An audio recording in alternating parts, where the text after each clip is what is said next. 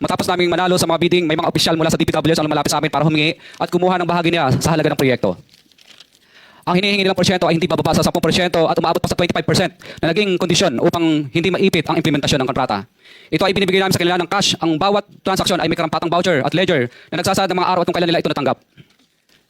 Ilan sa kanila ay sina Terence Calatrava, former Undersecretary of Office of the Presidential Assistant of the Visayas of the Philippines, Kong Roman Romulo of Pasig City, Kong Jojo Ang of Usmag Ilonggo Party List, Congressman Patrick Michael Vargas of Quezon City, Kong Juan Carlos Arjo Aitayde of Quezon City, Nicanor Nicky Briones of AGA Party List, Congressman Marcelino Marcy Teodoro of Marikina, Congressman Florida Robes of San Jose del Monte, Bulacan, Congressman Leandro Jesus Madroño of Romblon, Congressman Benjamin Benji Agarao Jr., Congressman Florencio Gabriel Bemnoel of Anwar Party List, Kong Leo de Audit Tariela of Occidental Mindoro, Congressman Reynan Arrogancia of Quezon Province, Kong Marvin Rillo of Quezon City, Kong Teodoro Haresco of Aklan, Kong Antonieta Yudela of Zamboanga Sibugay, Kong Dean Asisio of Caloocan, Kong Marivic Copilar of Quezon City.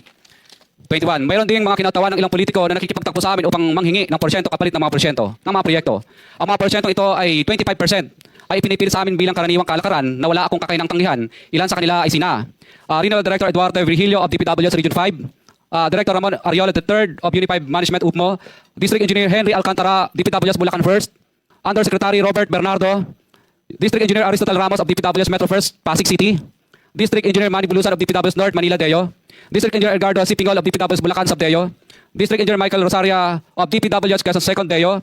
Karamihan sa mga kawani ng DPWH na nabanggit sa itaas ay paulit-ulit na binabanggit ang delivery ng pera ay para sa kaisaldi ko na dapat at least 25%. Si Kong Marvin Rillo naman ay ilang beses na binabanggit ang pangalan ni Speaker Martin Romualdez bilang kanyang malapit na kaibigan. 25. Sa tuwing umiinom kami sa wine story sa BGC at sa Shangri-La Mall, sinasabi yung pa ni Kong Rillo na lahat ng kanyang request para sa pondo ay galing pa mismo sa program funds at insertion na inaaprubahan ni Speaker. Ang tao ni Marvin Rillo na si Bogs Magalong ang pumupunta sa amin para kunin ang pera sa aming opisina o sa wine story. Si Kong Jojo Ang naman, lagi ring binabanggit sa lahat ng project sa kanya ay papondo ni Speaker at ni Saldico.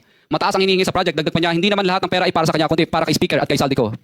Sa lungsod ng Pasig naman, lumapit sa akin ang DPWH Project Engineer na si Angelita Garucha para kolektahin ang parte ni Kong Roman Romulo sa flood control projects noong 2022. Number 28. Pagdating ng 2025, si District Engineer Aristotle Ramos ang sumunod na nagpakilala na bagman ni Kong Roman Romulo kung saan 30% ang kanyang hiningi ay para kay Kong Roman Romulo. Sinabihan ko kay DE Ramos na masyado namang mataas, ngunit sinabi niya na walang magagawa dito dahil pondo ito galing sa program funds at insertion galing sa taas. Sa ilang pagkakataon, ang mga politiko na personal na inabutan ng halaga ayon sa hinihingi nilang porsyento mula sa proyekto. Ang pagbabayad na ito ay hindi naman kagustuhan kundi isang hakbang na ginawa namin dahil sa matinding panggigipit. Ilan sa kanila ay sina Kong Antonieta Yudela kasama ang kanyang asawa, Kong Marvin Rillo of Quezon City, Kong Nicky Briones of AGA Party List, Arturo N. Atayde, ama ni Kong Arjo Atayde, Kong Florencio Gabriel Bemnoel of Anwar Party List, Kong Leandro Jesus Madroño of Romblon, Kong Benjamin Benji Agarao Jr. Bagamat naging matinding pagsubok ang kabawasan ng pondo na nakalaan sa proyekto, pilit at matapat namin sinusunod ang bawat espesifikasyon na nakasaad sa Program of Works na nakasaad sa proyekto ng DPWH. Nakakasiguro kami na nagawa namin ng maayos at matapat ang bahagi o phase ng proyekto na na-award sa amin. Sa katunayan, hindi kami mababayaran ng DPWH kung hindi ito dumaan at pumasa sa maraming material testing na naaayon sa design ng DPWH. Ina-assess at ini-inspect ng DPWH ang bawat proyekto base sa natapos na parte o accomplishment. Napilitan kami na i-absorb ang kabawasan na ito na nagdudulot ng maliit na kita o pagkalugi sa ilang projects. Para makabawi, dinadamihan na lang namin ang partisipasyon sa mga projects. Taliwas sa mga lumalabas na may mga impormasyon sa publiko, hindi kailanman kami gumawa ng ghost projects. At masugid kami nag-i-inspect sa lahat ng aming mga natapos na projects. Handa po kaming tumistigo ng walang pilit at kusang loob bilang state witness at sabihin ang lahat ng nangyayaring katiwalaan ng Kamara, DPWH at iba pang mga kawani ng gobyerno upang gawin ang tama. Kami ay lubos na humihingi ng tulong sa Senate Blue Ribbon Committee na pinamumunuan ng buting Chairman Senator Dante Marcoleta at kay President Bongbong Marcos para sa proteksyon at seguridad ng aming pamilya.